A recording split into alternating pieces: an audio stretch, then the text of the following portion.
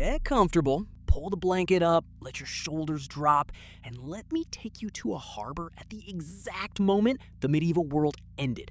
It's October 1347. The place, Messina, a busy port on the northeastern tip of Sicily, sun on the water, gulls, the ordinary noise of a trading town, and into that harbor drift 12 Genoese galleys, home from the Black Sea. The dock workers know these ships. They've unloaded 100 like them. But something is wrong with this one. It comes in slow, badly handled, riding strange in the water.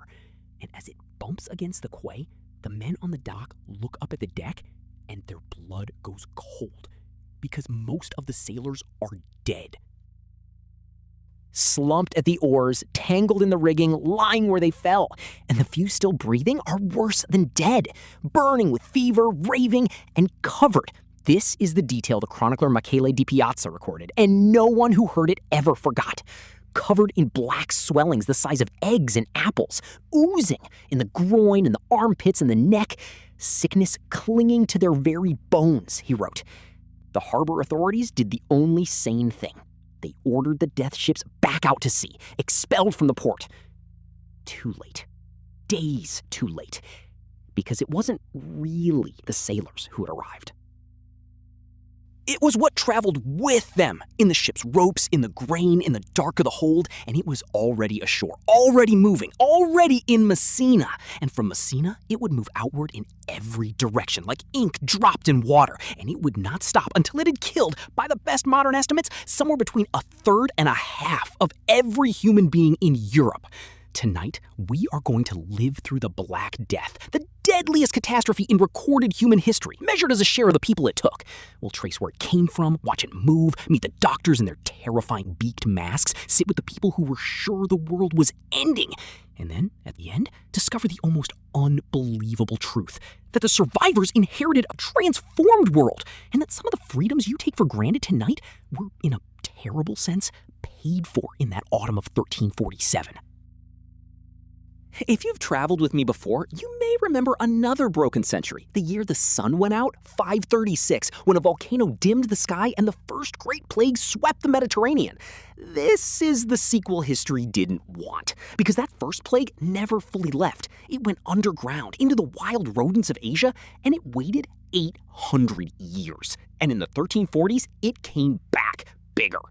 So settle in. The gulls are still crying over Messina, the ropes are being tied to the quay, and nobody on that dock, not one soul, has any idea that the ordinary morning they're standing in is the last one the old world will ever have. One more image from that Messina dock, because the chronicler gave us a detail too human to skip. As the truth dawned, as the townspeople realized what had come ashore, they did what people always do. They turned on the messengers. The Genoese sailors who had survived, sick and desperate, were driven from house to house, refused shelter, hunted out of the town, carrying their infection with them into the countryside they fled to. Compassion is the first casualty of a plague. The second is the very connection that spreads it. And notice the cruel efficiency of the timing. By the time anyone understood that these ships were dangerous, the danger had already had days to unload. Every rat that scurried down a mooring rope in the night, every foyie and every bale of goods carried into a warehouse, every infected sailor who staggered into a tavern before he collapsed. Quarantine, when it was finally invented decades later, was humanity learning this exact lesson the hardest possible way. That the moment you can see a plague ship, it is already too late for that ship. The only ships you can stop are the next ones. Every port authority in history has stood on that Messina dock in spirit, staring at a danger that arrived before the knowledge of it did. It is the oldest race in public health, and in 1347, humanity lost it before it even knew the race had begun. To understand the thing that walked off that ship, we have to go back along the trade roads all the way to Central Asia and meet the killer properly. Because for 600 years, nobody actually knew what it was. Now we do. And the answer came beautifully from the teeth of the dead. Modern scientists can extract ancient DNA from the pulp inside medieval skeletons' teeth, and when they tested plague pit bones, out came the genetic fingerprint of a single bacterium, Yersinia pestis. the same microscopic assassin behind the plague of Justinian 8 centuries earlier. And in 2022, researchers even pinned down a likely staging ground, cemeteries near Lake Isyk-Kul in the mountains of Kyrgyzstan, where headstones from the 1330s record a sudden wave of deaths from pestilence, carrying the ancestral strain. Do not mind me, sleepwalking straight to the one thing that matters, right down there. The roof of the world! Here's how the machine works, and it is a masterpiece of horror with 3 moving parts. Part 1, the bacterium lives quietly in populations of wild rodents, marmots, gerbils, and in the cities, the black rat, a reservoir that never fully empties. Part 2, the flea. A rat flea bites an infected rat, and the bacteria multiply inside the flea's gut until they physically block it. So the starving flea vomits the infection into the next thing it bites, over and over, desperate and deadly. Part 3, the human, who was never the target, just unlucky enough to live near the rats, the grain, and the fleas. Now add the accelerant, and it's an accelerant you'd recognize: globalization. The 1300s were an age of connection. The Mongol Empire had stitched Asia to Europe into one vast trade network, the Silk Road humming with caravans, the sea lanes thick with galleys. Silk, spices, and, invisibly, infected fleas in the grain and the fur, riding the fastest trade routes the world had ever built. There's even a grim origin story at the city of Kaffa, a Genoese trading post on the Black Sea besieged by a Mongol army that was itself dying of plague. According to one chronicler, the attackers catapulted their own plague corpses over the city walls, one of history's first recorded acts of biological warfare. And the fleeing Genoese merchants carried the infection onto their ships, and those ships sailed for home, for Constantinople, for Sicily. For Messina. So the plague didn't come from nowhere, it came from the exact same thing that made the medieval world rich: trade, connection, the movement of goods across a shrinking planet. The Silk Road carried silk one way and death the other, and nobody could tell the difference until the ships were already in the harbor. Remember that, because it's the oldest lesson in this whole story and the one we keep forgetting. The network that feeds you is the network that infects you. It was true for Rome, it was true in 1347, and the fastest ship always carries both. In 1300, a merchant in Italy could buy silk that had crossed all of Asia, spices grown in islands no European had ever seen, furs from the Russian north. The Mongol peace, the Pax Mongolica, had for a few generations made the overland routes across Asia safer than they had ever been, and a network of Italian trading colonies ringed the Black Sea like beads on a string. Kaffa, Tana, and others, the far terminals of a supply chain reaching to China. This was a genuine world system, moving unprecedented volumes of goods, and it had no concept whatsoever of biosecurity, because the germ theory that would explain why that mattered was 500 years in the future. So when the plague entered that system from its rodent reservoir, it found the perfect delivery infrastructure waiting, fast, far-reaching, dense, and utterly blind to what it was carrying. The very sophistication of the medieval trade network was what turned a regional outbreak into a continental extinction event. And here's the part that should keep a modern person up at night, or rather help them appreciate their safe bed. We are vastly more connected now. A pathogen can cross the planet in a day, in a pressurized cabin full of people. The only reason that terrifies us less than it should is everything humanity built after the Black Death. The surveillance, the quarantines, the vaccines, the antibiotics, the whole apparatus of public health. Every brick of it laid because of catastrophes exactly like this one. We didn't become safe by becoming less connected. We became safe by finally learning what connection costs and paying to defend against it. Let's talk about what the disease actually did to a person. Gently. Because it matters, and because the medieval terror of it only makes sense once you understand the speed. The Black Death wasn't one disease. It wore 3 faces, and they got worse as they went. Face 1, the most common, is the one the name comes from: bubonic plague. 2 to 6 days after an infected flea bites you, the fever comes, and the headache and the deep exhaustion. Then the signature, the buboes. Swollen lymph nodes, hard and hideously painful, in the groin, the armpit, the neck. swelling to the size of an egg or an apple as your body's defenses overrun at the nearest gate. The word bubo is just Greek for groin. The disease is named after its own worst symptom. Sometimes the buboes turn black as the tissue died, dark blotches under the skin that may be one root of the name the Black Death. Survivable, this phase. Perhaps a third to a half lived, but the odds were a coin flip with a fever. Phase 2 is worse, septicemic plague, when the bacteria flood the bloodstream directly. The body's clotting goes haywire, blood vessels fail, and the extremities, fingers, toes, the nose, can blacken and die while the person still lives. Here, the death rate climbs toward near certain, often within a day, sometimes before the buboes even form. And phase 3 is the one that turned an epidemic into an apocalypse, pneumonic plague. When the infection reaches the lungs, now it doesn't need the rat or the flea at all. Now it travels on a cough, person to person, breath to breath, through the air of a crowded room. And it kills in 1 to 3 days. And it kills almost everyone it touches. This is why the Black Death moved through a household like fire through straw. One bubonic case nursed by a loving family becomes a pneumonic outbreak that takes them all in a week. Contemporaries didn't have the words bacterium or aerosol, but they saw the pattern with terrible clarity. The great Italian writer Boccaccio, who lived through it in Florence, wrote that the plague was so contagious it seemed to leap from the sick to the well like fire leaping to dry oil, and that it killed so fast that people ate lunch with their friends and dinner with their ancestors in the next world. He described people who felt healthy at dawn and were dead by dark. Whole families gone in days. Doctors who caught it from their patients. The dead lying in the streets because there was no one left with the strength or the courage to move them. Put yourself in that house.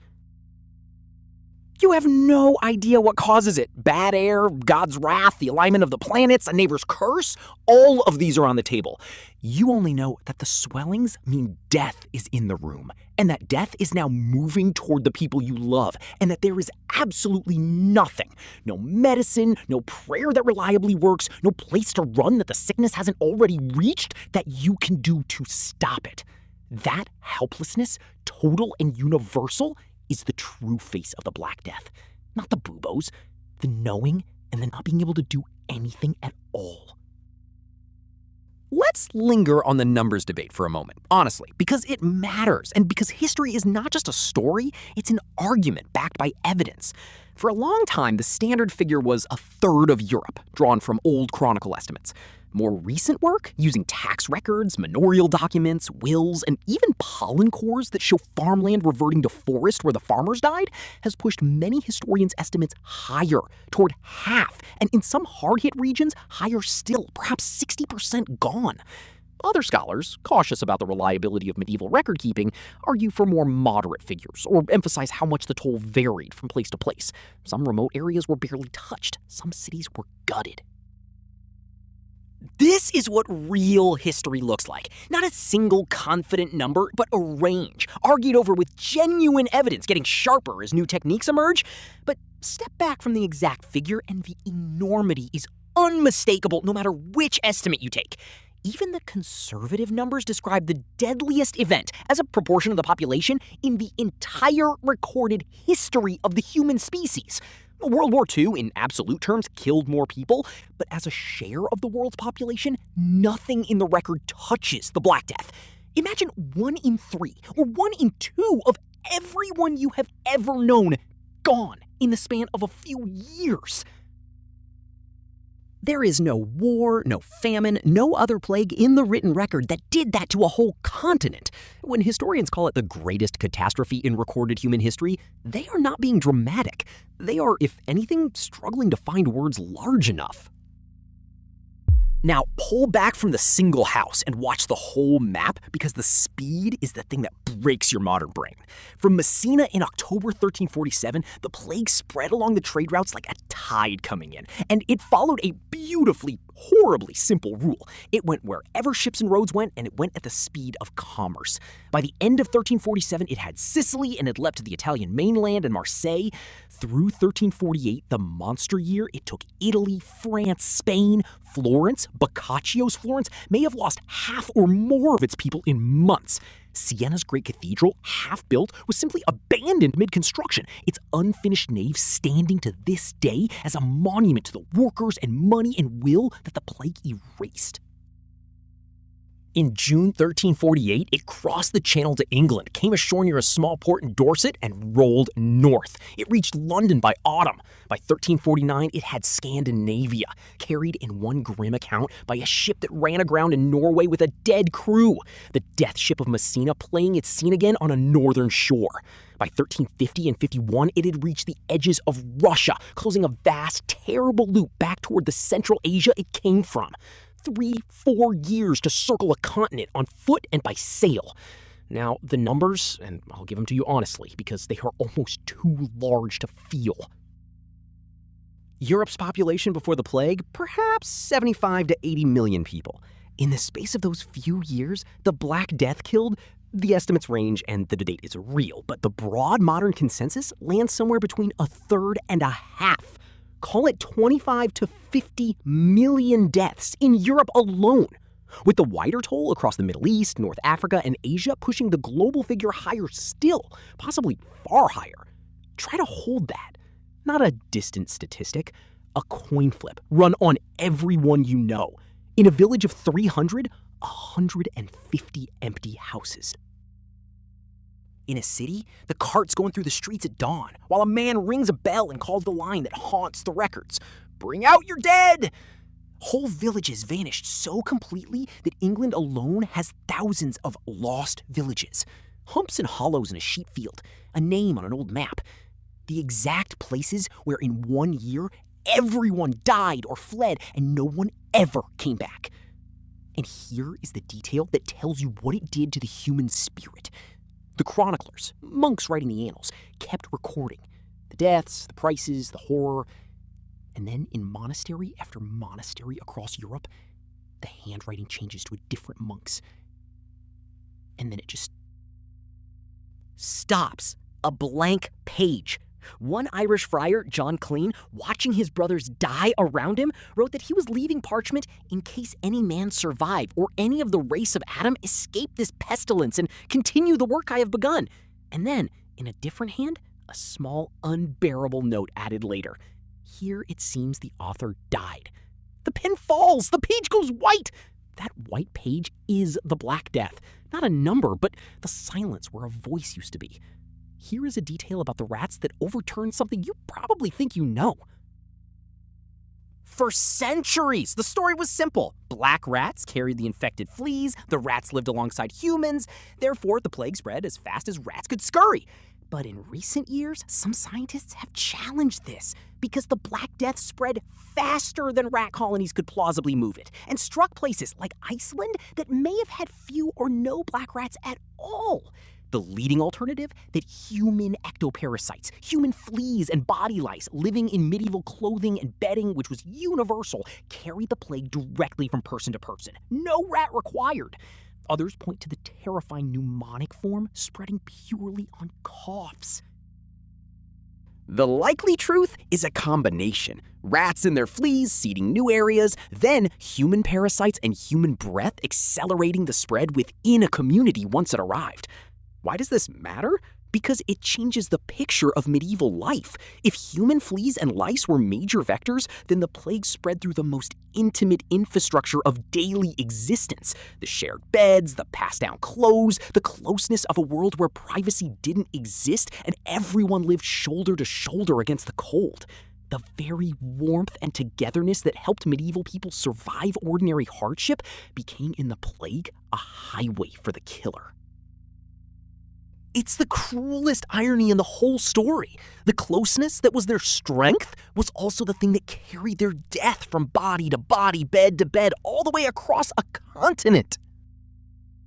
Into this nightmare walks one of the most haunting images humanity has ever produced, the plague doctor, in that long waxed coat and the mask with a great curved beak staring out through glass eye holes like a monstrous bird. That silhouette is on 1,000 Halloween shelves now, and I need to give you the real story because it's stranger and sadder than the costume.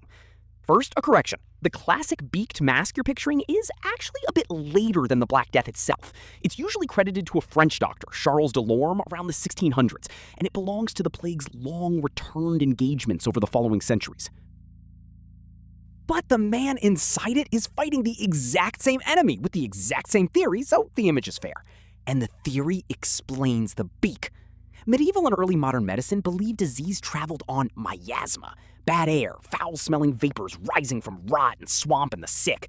Get the theory of contagion wrong in one specific way, think it's the smell rather than the flea, and every piece of that terrifying costume becomes, in its own logic, personal protective equipment. The beak was stuffed with aromatics, dried roses, mint, camphor, cloves, a whole potpourri of sweet and strong herbs, so that the doctor breathed only good air filtered through the perfume.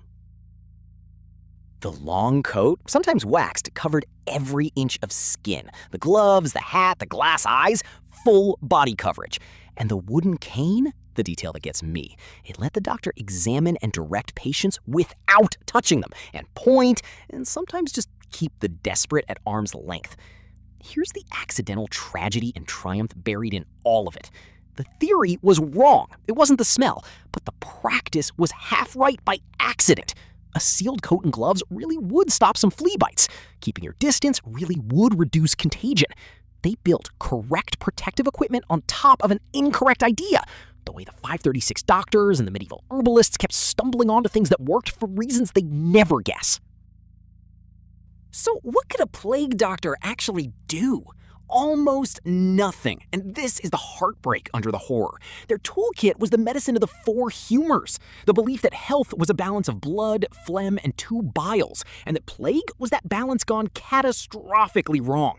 So they bled patients, opening veins to release the corruption, which weakened dying people further. They lanced the buboes, they prescribed elaborate theriac, a treacle of dozens of ingredients, sometimes including ground gems or old snake flesh, costing a fortune. They burned aromatic fires and recommended fleeing. Not one of these things could touch a bacterium. And many plague doctors knew on some level that they were helpless and stayed anyway.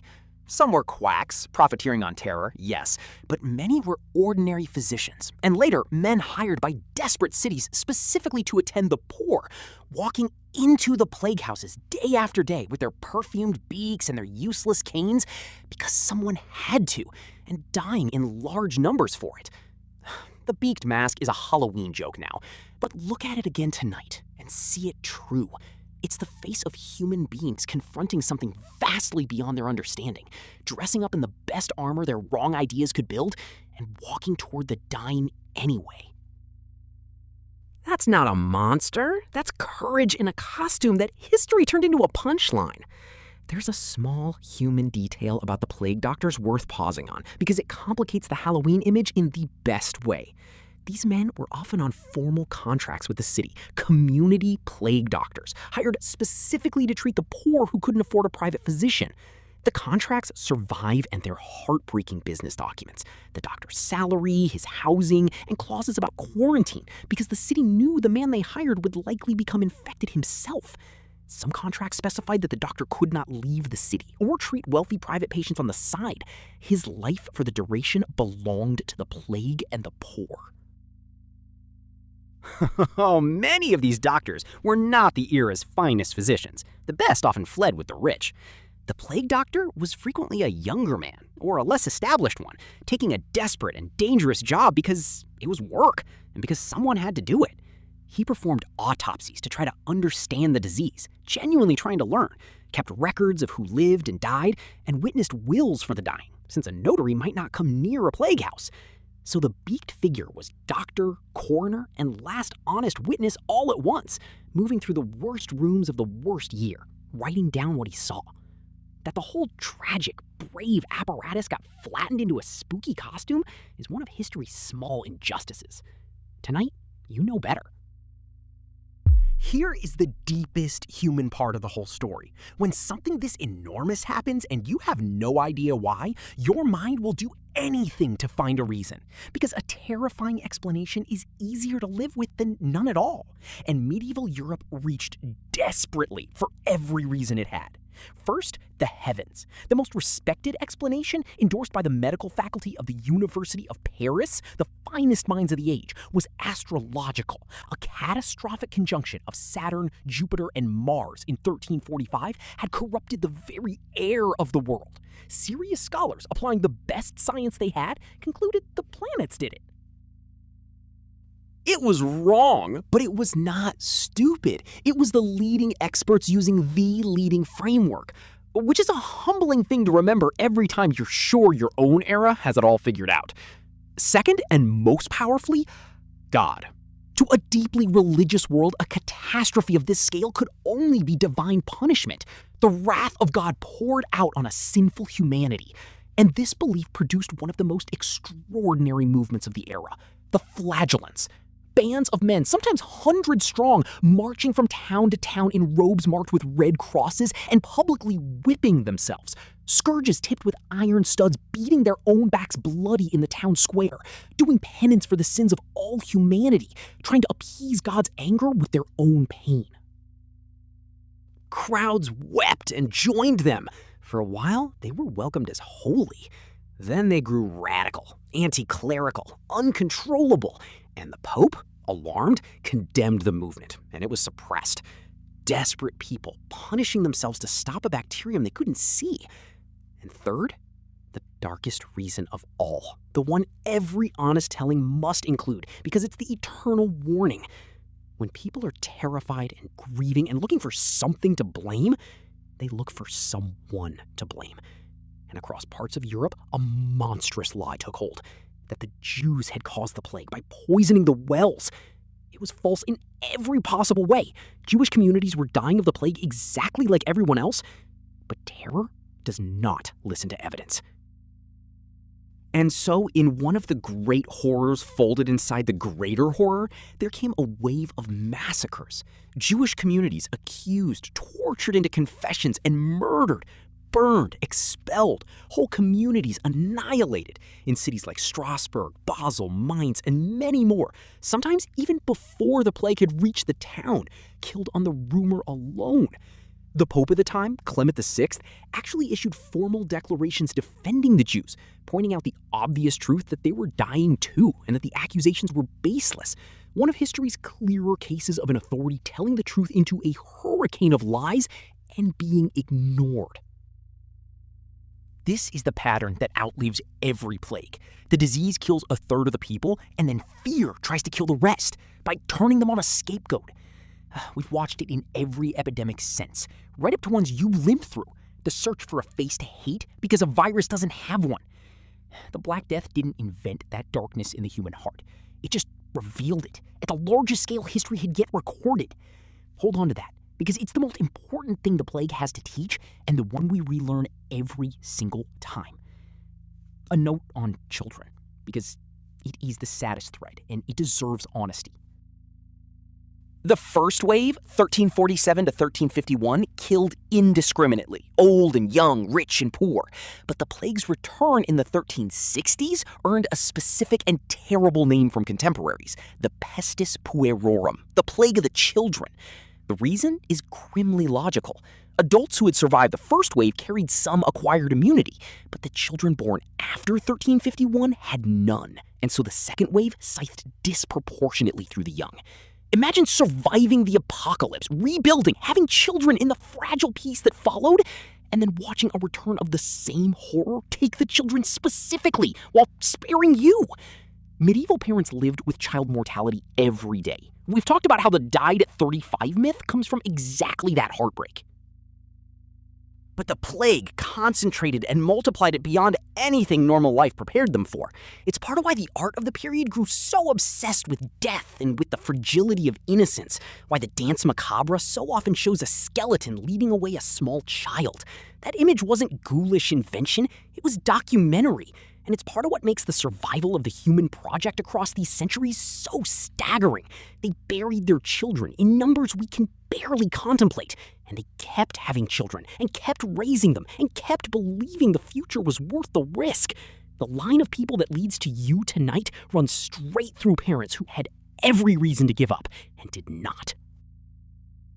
So how did you actually live through this, day to day, if you were an ordinary person in 1348?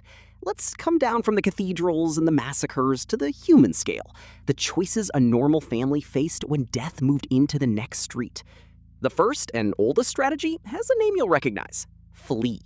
The wealthy who could ran out of the crowded, deadly cities to isolated country estates, which is exactly the setup of Boccaccio's Decameron, that great collection of stories. 10 young Florentines who flee the plague to a villa in the hills and pass the terrible time telling each other 100 tales. It's fiction, but it captures a real survival tactic. Remove yourself from the crowd and remove yourself from despair with stories. The problem, as the wealthy discovered, was that the plague was often already in the countryside, and that fleeing carried it with you. The second strategy was to seal the world out. Cities began to grasp, without knowing why, that isolation worked.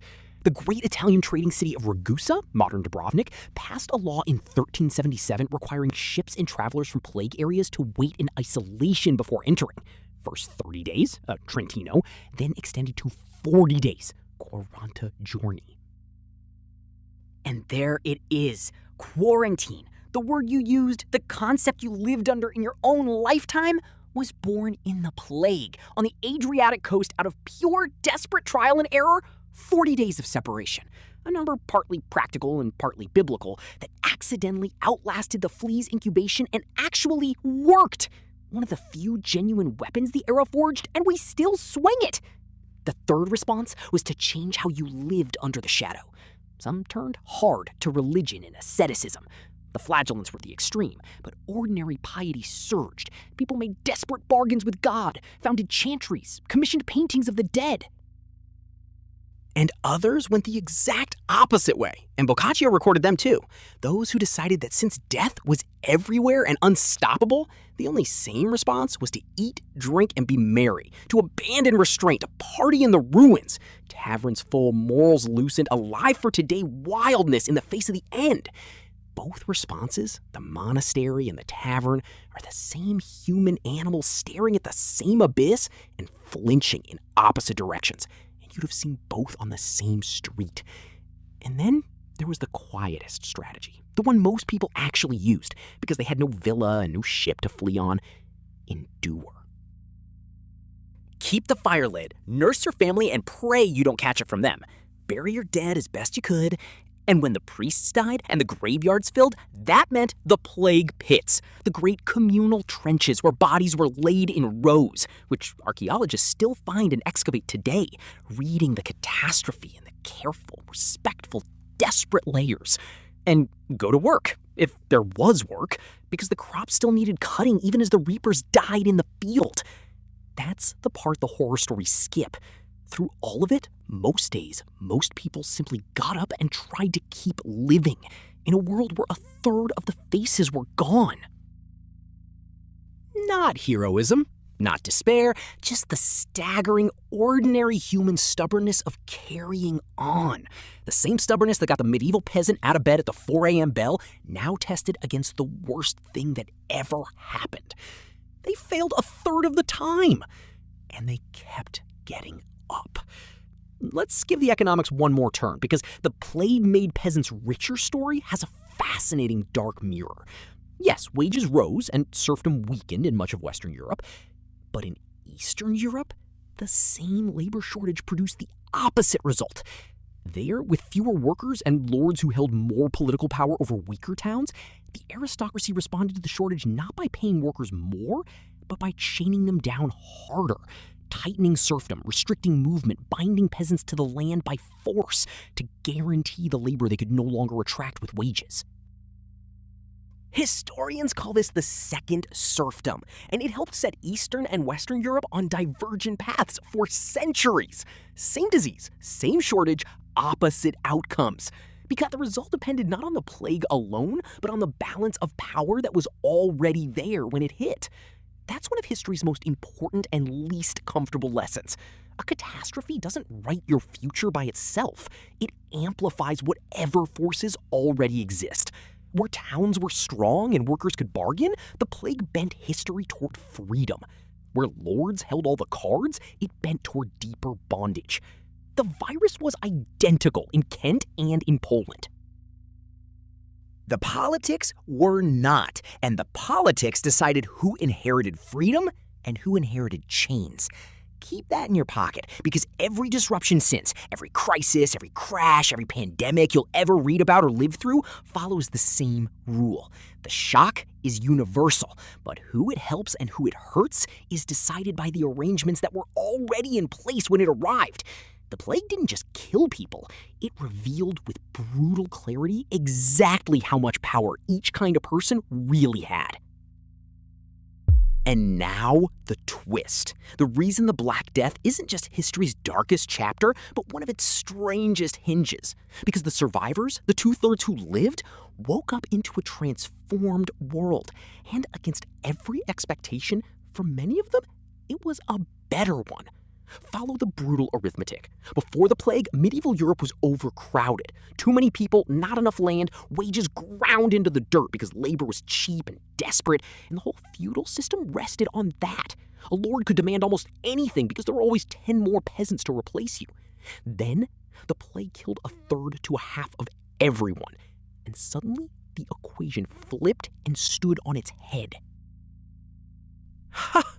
There weren't enough workers. The field still needed plowing, the harvest still needed cutting, the animals still needed tending, but 1/3 of the hands were in the plague pits. And a surviving peasant, for the first time in the history of the manor, could look his lord in the eye and do something revolutionary: negotiate. If this lord wouldn't pay more, the manor down the road, just as desperate, would. Wages soared. In the years after the plague, ordinary laborers' real earnings rose to heights they wouldn't see again for centuries. Peasants ate more meat, wore better cloth, drank more ale. The survivors' generation was, by the grim math of scarcity, richer than their parents had ever dreamed. The rulers panicked. In England, Parliament passed the Statute of Laborers in 1351, a furious attempt to freeze wages at pre-plague levels by law and chain workers to their manors. The establishment trying to unring the bell. It didn't work. You cannot legislate away a shortage that fundamental, and the resentment it created festered. Landlords, unable to find serfs, began converting their estates to less labor-hungry sheep farming, or simply renting land to tenants for money.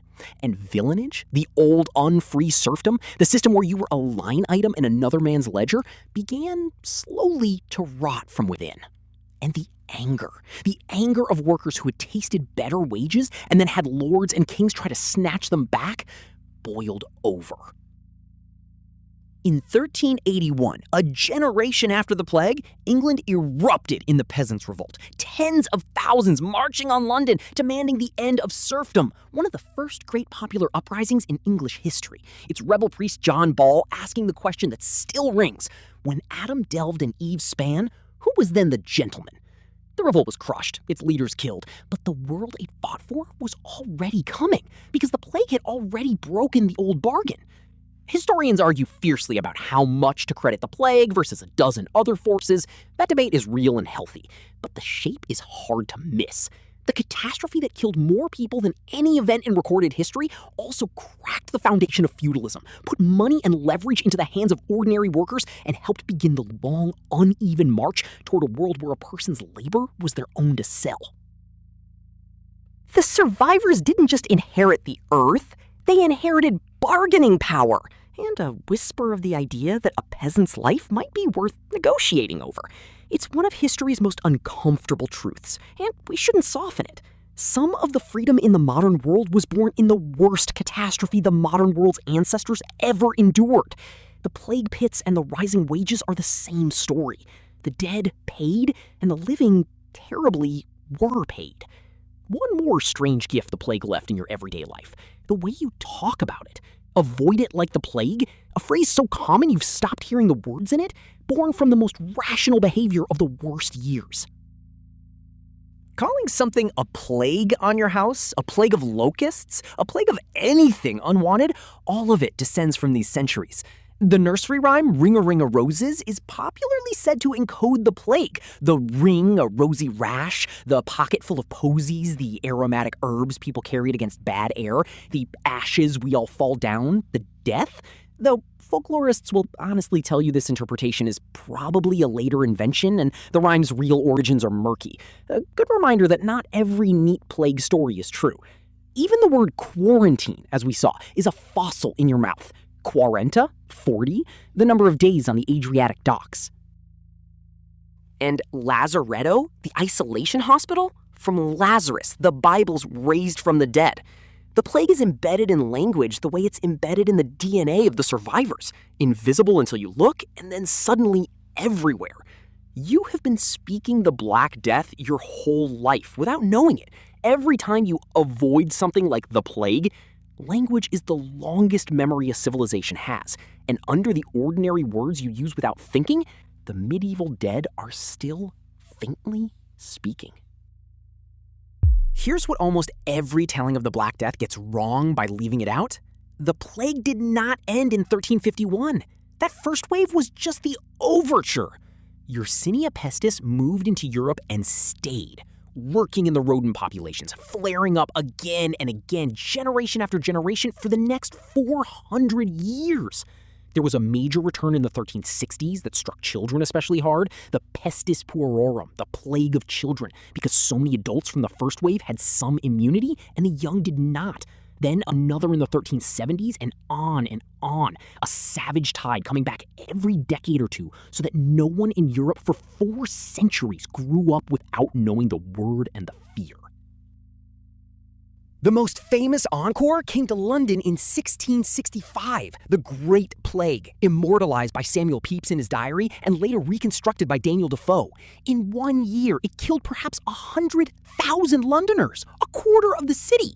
Red crosses painted on the doors of infected houses with the desperate prayer, "Lord, have mercy upon us." Watchmen sealing families inside with their sick, the dead carts in the night, the wealthy fleeing to the country while the poor died in the lanes. The whole 1348 nightmare replaying in a city of coffee houses and early newspapers 300 years later. And then, in London, an almost cinematic ending. The very next year, 1666, the Great Fire burned much of the old medieval city to the ground. And while it was a catastrophe of its own, it may have helped by destroying the cramped, rat-infested timber slums and the rat populations with them. Plague, then fire, then a city rebuilt in brick and stone. The plague kept touring the world long after that. It devastated Marseille in 1720, and in the late 1800s, it flared into a third great pandemic, starting in China and spreading by steamship, the modern age's own plague. And it was during this outbreak in Hong Kong in 1894 that the scientist Alexander Yersin finally identified the bacterium itself and gave it the name it carries, Yersinia pestis, named for him. 6 centuries after Messina, humanity finally saw its enemy's face under a microscope. So, is the plague gone now? No. And this surprises people. Yersinia pestis still exists, still lives in wild rodent populations around the world, including in the American Southwest, where a handful of people catch it from fleas or animals every single year. The difference? The entire difference between a curiosity and a catastrophe is 3 little words. It's now curable. Caught early, plague today is treated with ordinary antibiotics, and the person walks out of the hospital. The monster that emptied medieval Europe, that painted red crosses on London's doors, that killed more people as a share of the population than any event in human history, is now, for the price of a course of pills, survivable. Sit with the size of that victory for a second, because we take it for granted. Everything the plague doctors Beak and Theriac and Prayers could not do, everything that the flagellants whipped themselves bloody trying to achieve, everything that 50 million people died for lack of, is now a prescription. That's not nothing. That's arguably the single greatest thing your species ever accomplished. It took the deadliest killer in its history and turned it into an outpatient visit. Before we leave the encores, one more that reshaped a country you know. When the plague returned to London in 1665, the response had grown more organized than in 1348 and grimmer for it. The city published weekly bills of mortality, printed sheets listing the dead by parish and cause, one of the first systematic public health data efforts in history. And you can still read them, watching the plague deaths climb week by week in cold columns of numbers. Infected houses were sealed by law, a red cross and the words, "Lord have mercy upon us," painted on the door, and a watchman posted outside to keep the family in, healthy and sick together, which was humane in intent and a death sentence in practice. The king and court fled to Oxford. Samuel Pepys, that endlessly human diarist, stayed and recorded it all, sending his wife to safety, nervously noting each time he passed a marked house, moved by the sight of a healthy-looking man dropping in the street. And Isaac Newton, a young scholar, went home to the countryside when Cambridge closed for the plague. And in that plague year of enforced isolation with nothing to do and nowhere to go, did the foundational thinking on gravity, optics, and calculus that would remake science. His year of wonders was a plague quarantine.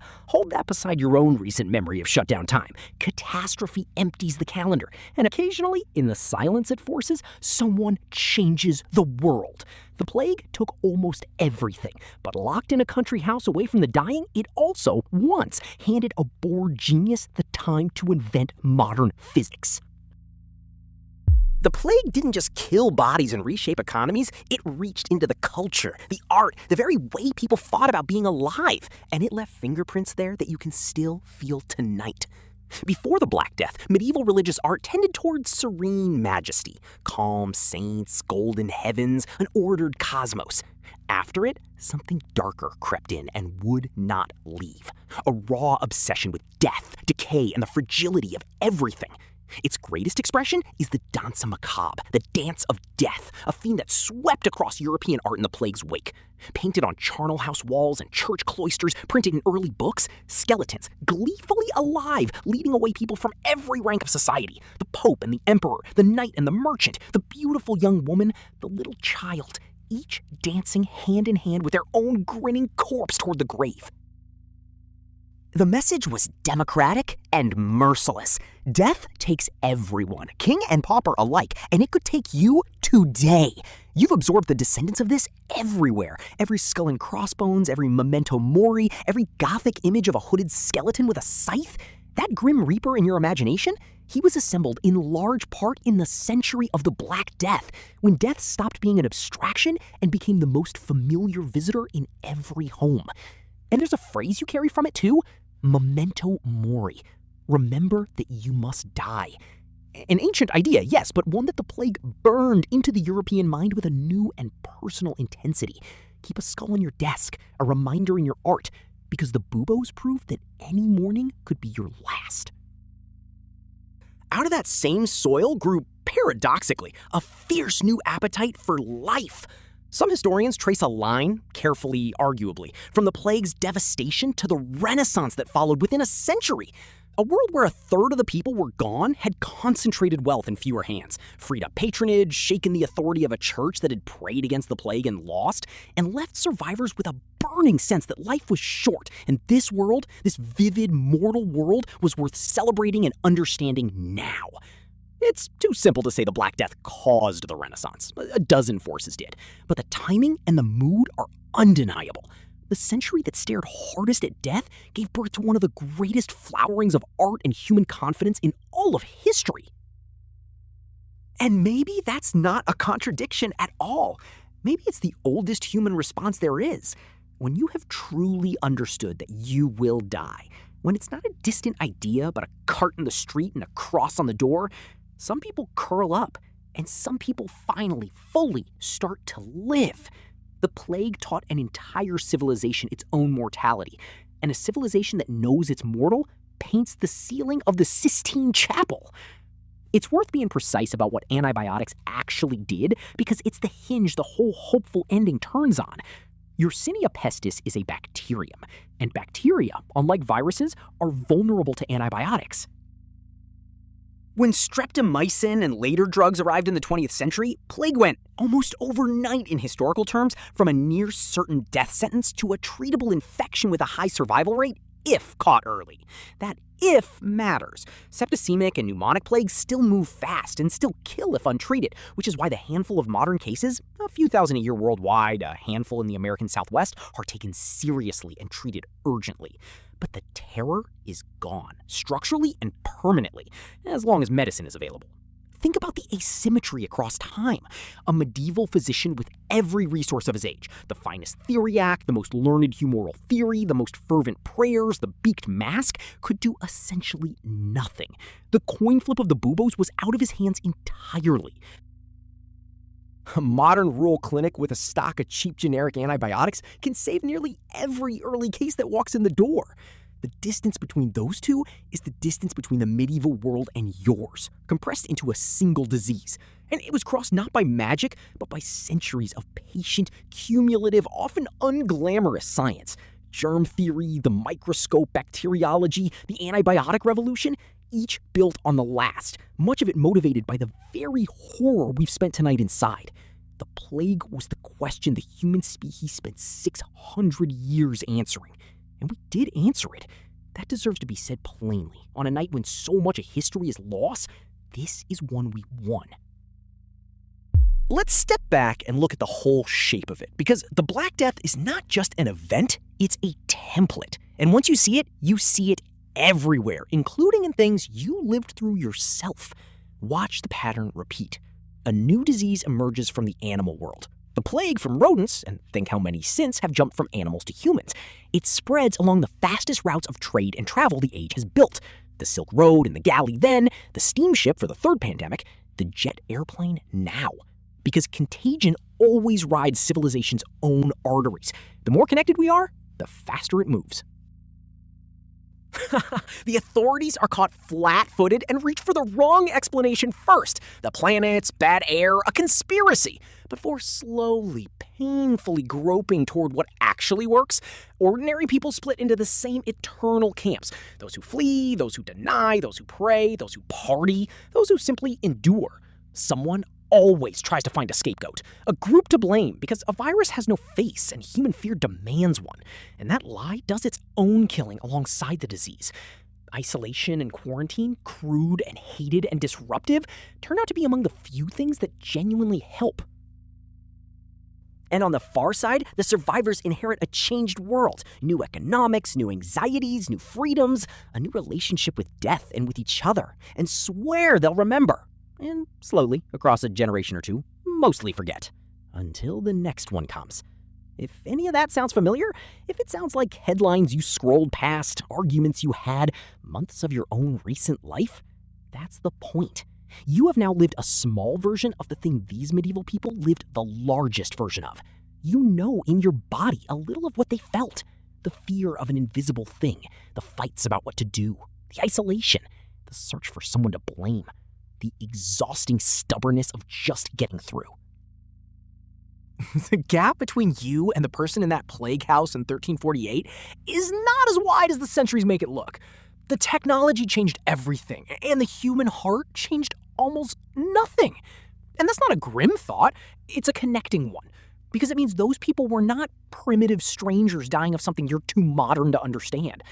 They were you, facing the worst version of what you faced with none of the tools you now have. And they got through enough of it that you exist.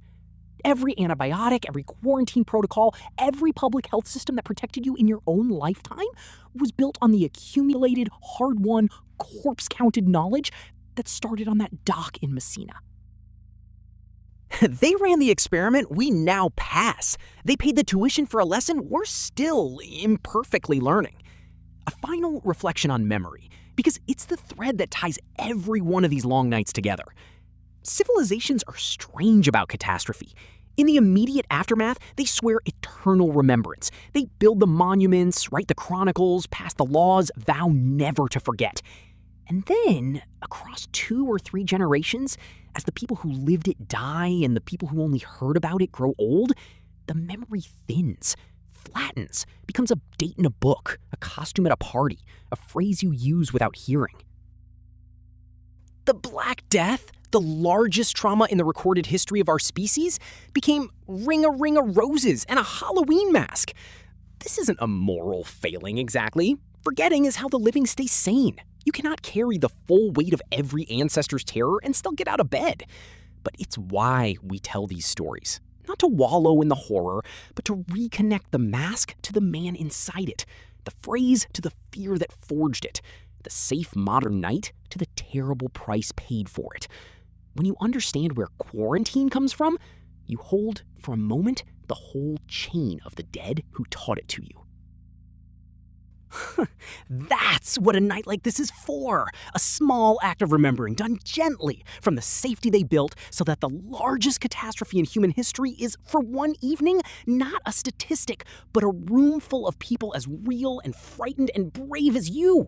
People who lasted so that you could lie here now, warm and safe and forgetting, which is exactly the gift they were dying to give you. Remember them a moment longer, then let go and sleep. And forget with a clear conscience. You've earned it. So did they. So here we are, at the end of the night and the far side of the plague, and it's time to come home to your own warm, safe, extraordinary bed. Let's gather what we've seen. A ship of the dead drifting into Messina in the autumn of 1347.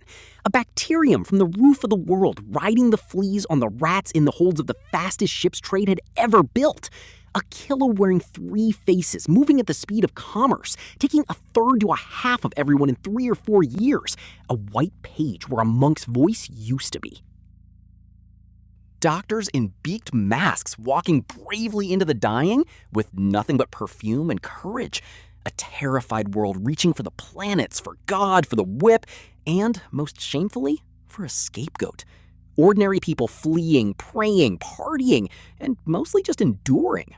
Inventing quarantine out of pure desperation on the Adriatic shore. And then, the strangest turn of all. The survivors inheriting higher wages, cracked feudalism, bargaining power, a renaissance, and a new and clearer sight of their own mortality. The dead paying for the freedoms of the living.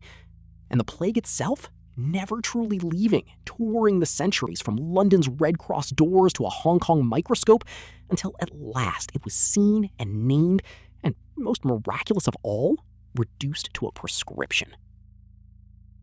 Here is what I want you to carry into sleep. It's the same thing every one of these long nights comes back to, because it's the truest thing history has to offer. They lasted.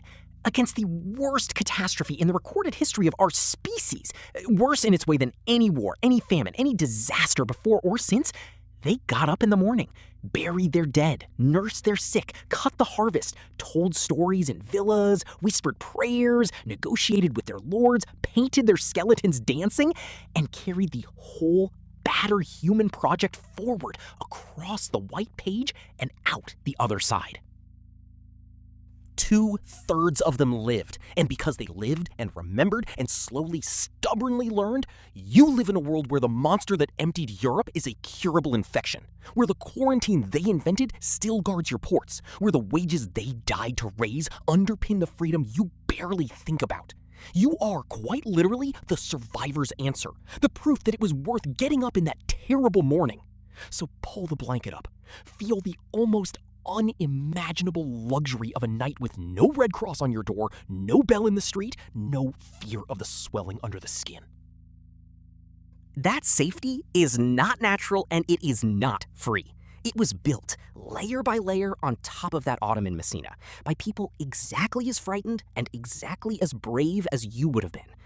Say a quiet thank you to them, if you like, as your eyes get heavy. And then let go and sleep, deeply, safely, on the far side of the plague in the world their survival made. The ship has long since rotted in the harbor. The dead are at peace, and the morning that comes for you will be an ordinary one, which is the greatest gift the whole of history was trying to give. Good night. Sleep well. You made it. All of you did. Together. Across 700 years.